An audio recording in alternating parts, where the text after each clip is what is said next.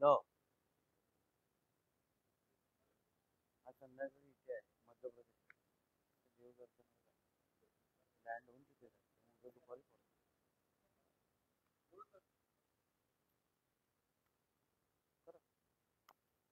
नमस्कार सर्व पत्रकार मित्रांचे या ठिकाणी स्वागत करतो.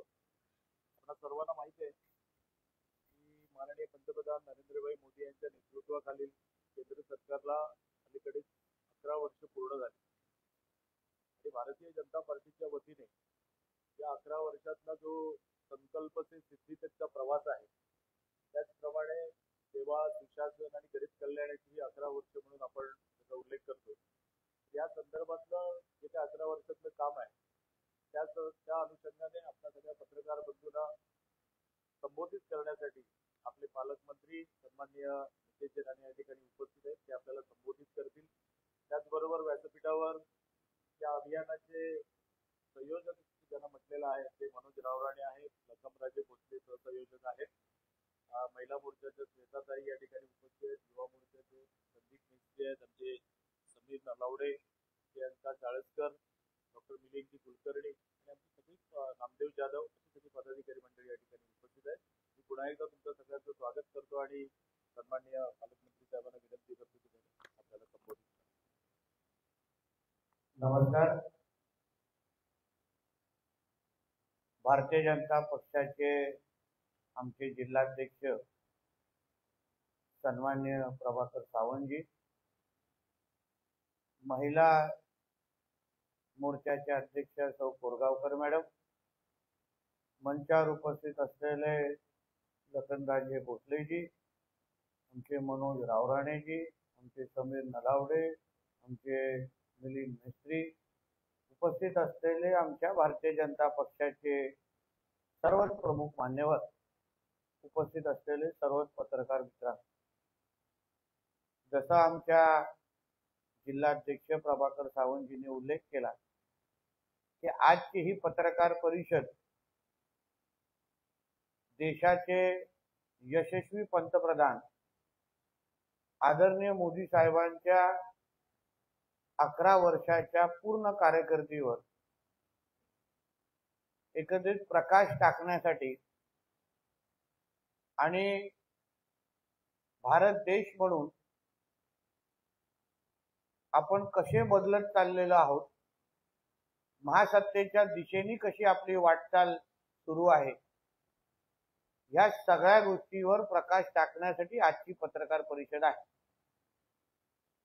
मोदी साहेबांचे 11 वर्ष हे विकसित भारत, आत्मनिर्भर भारत आणि संकल्प ते सिद्धी या मंत्रांनी हा कालखंड ओळखला जाणार आहे.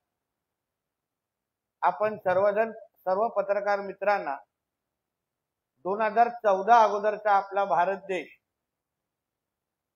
आणि तेव्हा आपण पत्रकार म्हणून आपल्या देशाबद्दल ज्या बातम्या आपण रिपोर्ट करत होता, जी माहिती आपण संकलित करत होता, आपल्या भारत देशाबद्दल बाहेरच्या जगामध्ये, विश्वामध्ये काय ओळख निर्माण आपल्या भारत देशाची होती, म्हणजे आपल्या भारत देशामध्ये राहत असलेल्या लोकसंख्यापेक्षा भ्रष्टाचाराच्या आकड्यांबद्दल जास्त चर्चा होईल.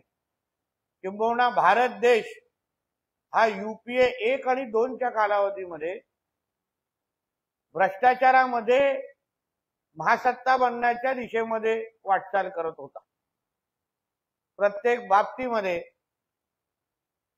वरतून ते खालीपर्यंत भ्रष्टाचाराने बरबटलेली पूर्णच्या पूर्ण एकंदरीत यंत्रणा भारतीय नागरिक म्हणून आपण अनुभवायला आपल्याला मिळालेली.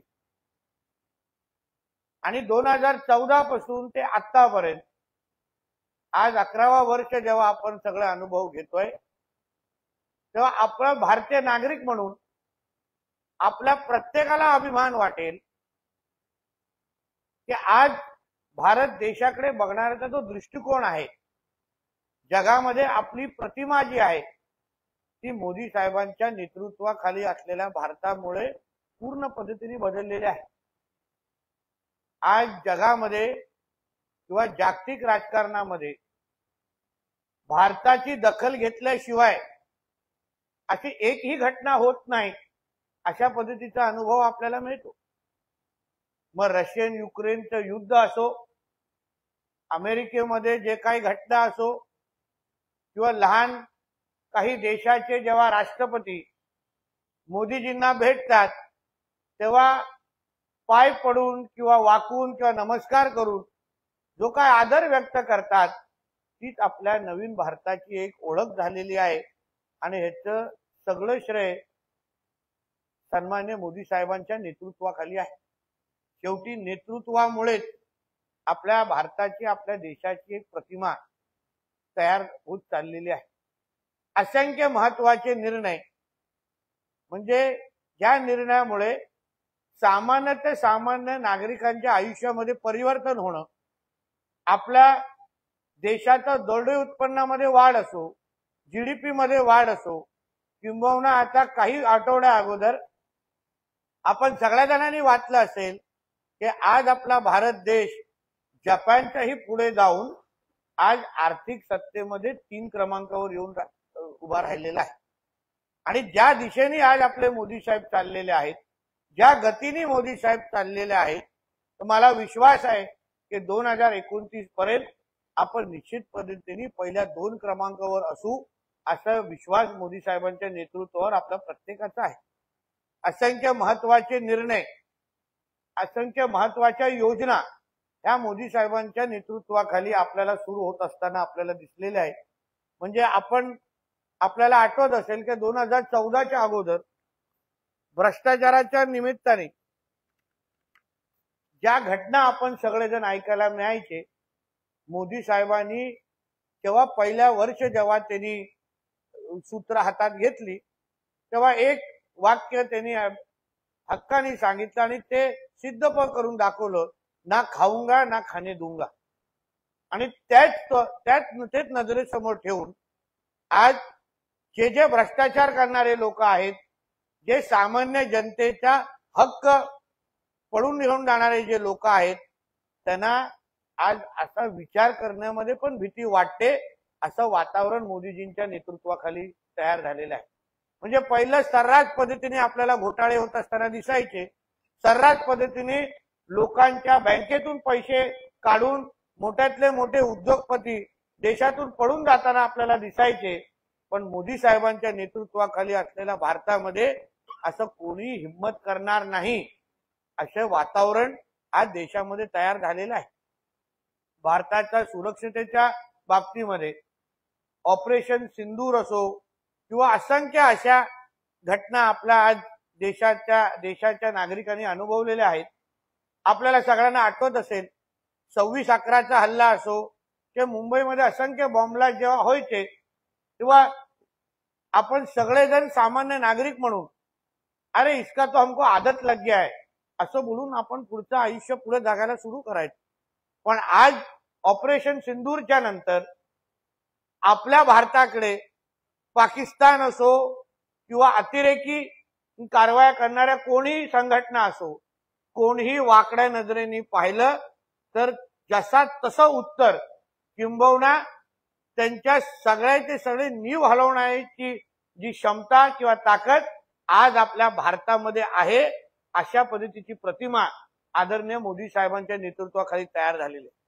बघा, जो पहलगाम मध्ये तो हल्ला झाला, काही तासा अगोदरच आपल्या सैन्य दलांनी, आर्मीनी, एअरफोर्सनी ज्या पद्धतीने त्या पाकिस्तानमध्ये असलेल्या अतिरेक्यांच्या अड्ड्यांना जशा पद्धतीने उद्ध्वस्त केलं, पाकिस्तान आतापर्यंत ज्या पद्धतीने आपल्याला बोलत होता की आम्ही आतंकवाद्यांना संरक्षण देत नाही, पण त्या ऑपरेशन सिंदूरच्या माध्यमातून पाकिस्तानचा खरा चेहरा उघड करण्याची हिंमत ही फक्त ना फक्त मोदी साहेबांच्याच नेतृत्वाखालच्या 11 वर्षाच्या सरकारने केलेलं आहे.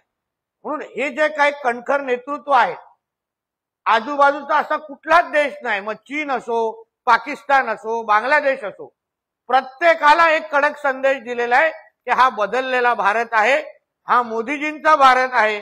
आणि इथे अगर तुम्ही कोणाला वाकड्या नजरेने बघाल तर तुम्हाला गंभीर परिणाम भोगायला लागतील अशा पद्धतीची प्रतिमा आज भारताची तयार झालेली आहे. नक्षल नावाची ही जी समस्या या बाबतीमध्ये आपण वर्षानुवर्ष ह्या बाबतीमध्ये ऐकत होतो. नक्षलाईटनी इथे हल्ला केला, नक्षल इथे पद्धती एवढ्या लोकांना मारलं, नक्षलांनी एवढ्या लोकांना अपहरण केलं, असंख्य गोष्टी आपण वर्षानुवर्ष ऐकत आलेलो आहे. आज ह्याच मोदीजींच्या नेतृत्वाखाली असलेल्या सरकारमध्ये आदरणीय गृहमंत्री अमित शहाजींच्या नेतृत्वाखाली असलेल्या मंत्रालयाने आज नक्षल मुक्त भारत या मोहिमेकडे आपण वाटचाल करून आज 99% ह्याच्यामध्ये यश मिळवण्यामध्ये आपल्या भारताला यश मिळालेलं आहे. म्हणजे ज्या वर्षानुवर्ष काँग्रेसच्या कालावधीमध्ये किंवा 2014 पासून ज्या समस्यांबद्दल आपण फक्त ऐकायचो की ही समस्या झाली आहे, ती समस्या झाली आहे, आणि मग त्या समस्याला कधी आपल्याला उत्तर भेटायचं नाही, पण आपण फक्त चर्चा करत राहायचो आणि आपलं फक्त समाधान मानत राहायचो, अरे कधी ना कधीतरी तो प्रश्न सुटेल. पण ह्या 11 वर्षाच्या मोदीजींच्या कारकिर्दीमध्ये जे कधी न सुटणारे किंबहुना वर्षानुवर्ष प्रलंबित असणारे प्रश्न मोदीजींच्या इच्छाशक्तीमुळे, कणखर नेतृत्वामुळे आपल्याला सुटताना दिसलेले आहेत. 370 सारखा कायदा असो किंवा राम मंदिरचा प्रश्न असो, असंख्य गरीब कल्याणाच्या नावाने सुरू असलेल्या योजना असो, म्हणजे शेवटच्या व्यक्तीपर्यंत विकास पोहोचवण्याची जी काही मोदी सरकारची जे काही प्रक्रिया आहे ती अतिशय यशस्वी पद्धतीने पार पाडलेली आहे. पहिलं जेव्हा केंद्र सरकार कुठलीही मोठी योजना जाहीर करायचे तेव्हा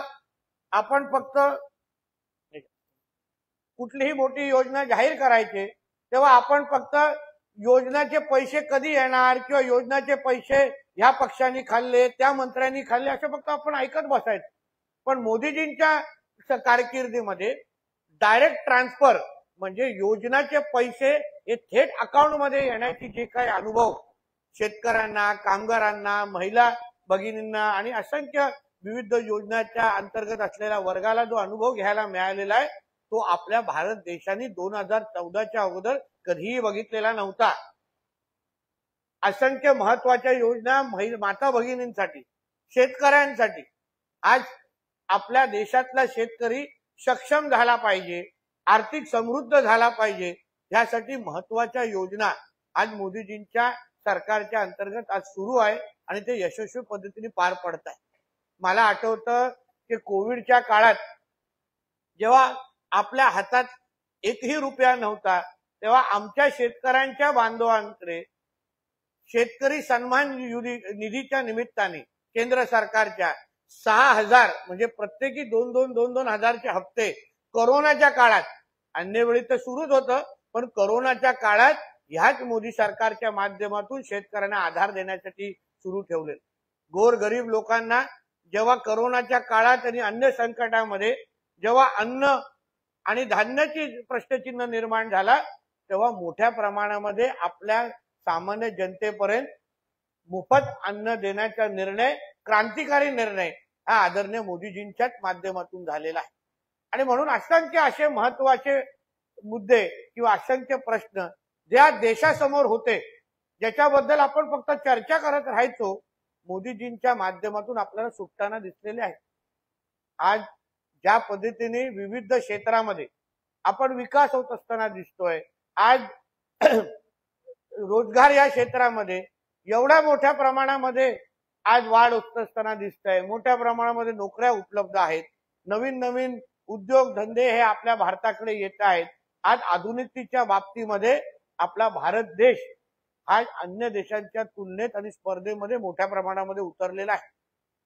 आज फेसबुक असो, ऍपल असो, मोठ्यातली मोठी कंपनी त्यांना आपला कारखाना लावायचा असेल तर अमेरिकेच्या अगोदर आता भारताचा विचार करतात. हीच आपल्या मोदीजींनी कमवलेली विश्वासार्हता आहे. आणि म्हणून ह्या सगळ्या जे 11 वर्षाच्या कारकिर्दीमध्ये समाजाचा असा कुठलाच घटक नाही ज्याच्या मन जिंकण्याचं काम आदरणीय मोदीजींनी केलेलं नाही. प्रत्येक वर्गाला न्याय कसा द्यायचा, प्रत्येकाला बरोबर घेऊन कसं चालायचं हे आदरणीय मोदीजींनी आपल्या 11 वर्षा कारकिर्दीमध्ये अतिशय यशस्वी पद्धतीने केलेला आहे. आपल्या कोकणाच्या दृष्टिकोनातून अगर आपण विचार केलात तर प्रधानमंत्री मत्स्य संपदा योजना असो किंवा बंदरेच्या माध्यमातून आपल्या किनारपट्टीचा विकास असो, या आर्थिक बजेटमध्ये म्हणजे युनियन बजेटमध्ये अर्थसंकल्पामध्ये 25,000 कोटी समुद्र किनाऱ्याच्या विकासासाठी मोदी सरकारने तरतूद करून ठेवलेली आहे. सागरमालासारखे असंख्य महत्वाच्या योजना ज्याच्यामुळे आपला पूर्ण किनारपट्टी आज मोठ्या प्रमाणामध्ये विकसित होत असताना आपल्याला दिसतंय. म्हणजे म्हणून तुम्हाला सांगितलं कुठला असा एक क्षेत्र नाही ज्याच्यामध्ये मोदीजींनी आपल्याला समाधान दिलेलं नाही. व्यापारी वर्गामध्ये पण जीएसटीच्या संदर्भात निर्णय असो, असंख्य महत्वाचे निर्णय घेऊन आपल्या सामान्य व्यक्तीला आर्थिक समृद्ध आणि आधार देण्याचं काम आदरणीय मोदीजींच्या माध्यमातून झालेला आहे. आणि म्हणूनच मोदीजींचे 11 वर्षचा जो प्रवास हा प्रत्येक भारतीयासाठी अभिमान वाटण्यासारखा आहे. आपण आज भारतामध्ये राहणं हे आपल्यासाठी जे कौतुकाची जी बाब झालेली आहे. आज आम्ही मंत्री म्हणून लोकप्रतिनिधी म्हणून जेव्हा दुसऱ्या अन्य देशांमध्ये जातो आणि आज तिकडचे जे अँबॅसेडर आहेत, दूत आहेत, ते जेव्हा आम्हाला भारताच्या बदललेल्या प्रतिमेबद्दल बोलतात की 2014 अगोदर जेव्हा पंतप्रधानांबद्दल तेव्हाच्या पंतप्रधानांबद्दल होणारी चर्चा आणि आताच्या आमच्या मोदीजींबद्दल होणारी चर्चा याच्यामध्ये जमीन आसमानचा फरक झालेला आहे. हा अनुभव तेच स्वतः आपल्या लोकांना सांगतात. आणि म्हणून आमचा भारत देश हा तरुणांचा देश म्हणून आपण ज्या पद्धतीने ओळखतोय, मला विश्वास आहे आदरणीय मोदीजींच्या नेतृत्वाखाली आमचा भारत देश हा महासत्ता निश्चित पद्धतीने बनेल. हा विश्वास या निमित्ताने मी व्यक्त करतो. इथेच थांबतो. धन्यवाद.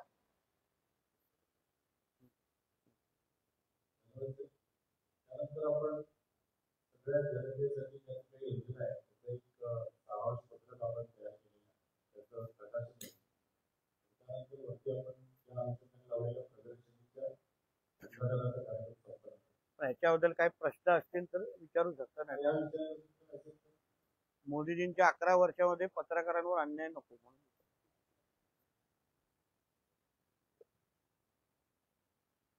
बरोबर ना?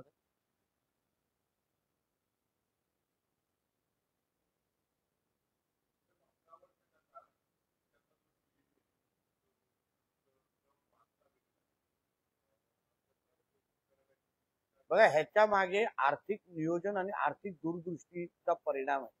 आपल्या देशाला महासत्ता किंवा आर्थिक महासत्ता बनवण्यासाठी कुठल्या कुठल्या क्षेत्राला प्रोत्साहन द्यायची गरज आहे, ज्याच्यामुळे रोजगार वाढेल, आपल्या देशामध्ये गुंतवणूक वाढेल.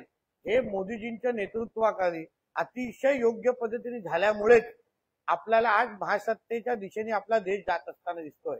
आज आपल्या भारत देशावर बद्दल जी विश्वासार्हता आहे, आज चीननी गमावलेली विश्वासार्हता, पाकिस्तान जे स्वतः उद्ध्वस्त होण्याच्या मार्गावर आहे, आणि त्या तुलनेने आपला भारत देश आज ज्या अर्थी जपानच्या पण पुढे निघून गेलेला आहे.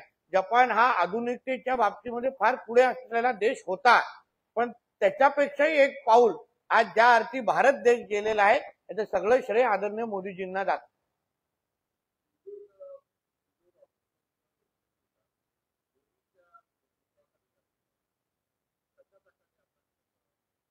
बघा, सिंदूरचं महत्व आपल्या हिंदू संस्कृतीमध्ये वेगळं आहे आणि फार महत्वाचं आहे. जेव्हा आमच्या माता भगिनी ज्या काश्मीरच्या त्या घटनेमध्ये आपल्या भावना व्यक्त करत होत्या, तेव्हा त्यांनी विश्वास व्यक्त केला की हमारे भाई मोदी जी इसके बारे में हमको जरूर न्याय देंगे. आणि मोदीजींनी खऱ्या अर्थाने कुटुंब प्रमुख म्हणून, ते आपल्या देशाचे कुटुंब प्रमुख आहेत, आणि कुटुंब प्रमुख म्हणून त्यांनी त्यांच्या भावना ओळखल्या आणि त्याच पद्धतीचं चोख उत्तर आतंकवाद्यांना दिलेलं आहे. पाकिस्तानचा खरा चेहरा दाखवलेला आहे की तुम्ही आतंकवाद्यांना अगर श्रेय देत असाल तर हम तुम्हारे घर के अंदर घुस के तुम आतंकवादों को खत्म करेंगे. हा कडक संदेश हा मोदीजीने ऑपरेशन सिंदूरच्या माध्यमातून दिलेला आहे.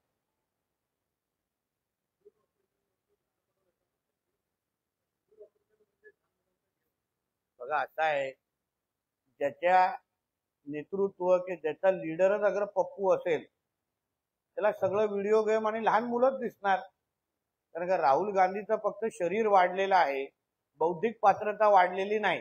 आणि त्याच्या नेतृत्वात खाली काम करणारे नाना पटोले हे पप्पूचेच पक्षाचे नेते असल्यामुळे त्यांना पूर्ण जगच लहान दिसत असेल, म्हणून हे त्यांची चूक नाही. याला जबाबदार राहुल गांधी सारखा पप्पू आहे.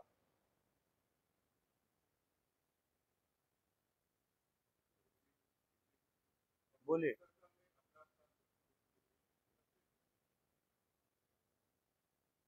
मोदी जी ने 11 वर्ष, मोदी जी के 11 साल, जो उसके बारे में आज हम लोग जो ये पत्रकार परिषद हम लोग ने दिए हैं, मोदी जी के 11 साल ये हमारे भारत देश को विकसित भारत देश की जो पहचान उन्होंने दिलाई है उसके लिए बहुत महत्वपूर्ण रहे हैं. इस 11 साल में मोदी जी के माध्यम से जो हर एक वर्ग का जो विकास, सबको साथ में लेके विकास करने की जो का तैयारी हमारे देश ने दिखाई है.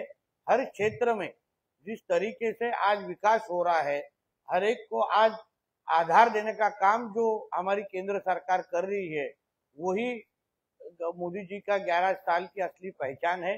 इसी तरीके से आज जैसे 11 साल में मोदी जी हमारे भारत देश को पूरे विश्व में फाइनेंशियल यादी में चौथे क्रमांक पर लेके गए हैं, उसी तरीके से आगे का उनके प्रवास के जाते हुए हमारा भारत देश ये महासत्ता जरूर होगा, ऐसा विश्वास मैं इस वक्त व्यक्त करता हूं.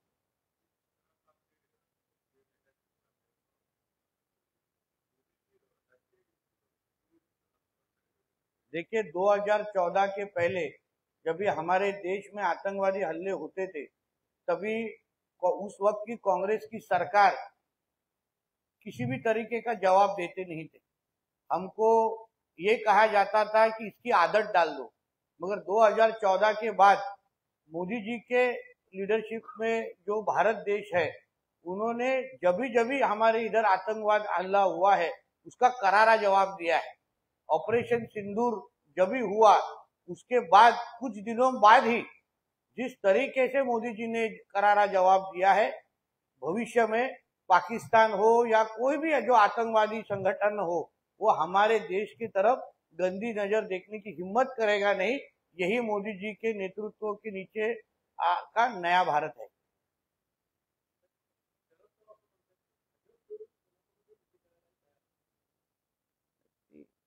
असं आहे ना की पवार साहेब काय म्हणतात काय नाही म्हणतात, आता त्या गोष्टीवर चर्चा करणं हे योग्य नाही. कारण का पवार साहेबांचे मित्र हे सगळ्याच पक्षामध्ये आहेत, म्हणून कोणी कधी कोणाबरोबर युती करावी ती शेवटी पवार साहेबांचा तो निर्णय आहे. आणि अजितदादांनी जो योग्य निर्णय आमच्यावर येण्याचा ठेवलेलाच आहे, घेतलेलाच आहे. म्हणून एक पवार आमच्या बरोबर असल्यामुळे दुसऱ्या मोठ्या पवारांची आम्हाला चिंता नाही. ठीक आहे, संपवायचा. धन्यवाद. जय हिंद, जय महाराष्ट्र. हे जरा हे करू जरा.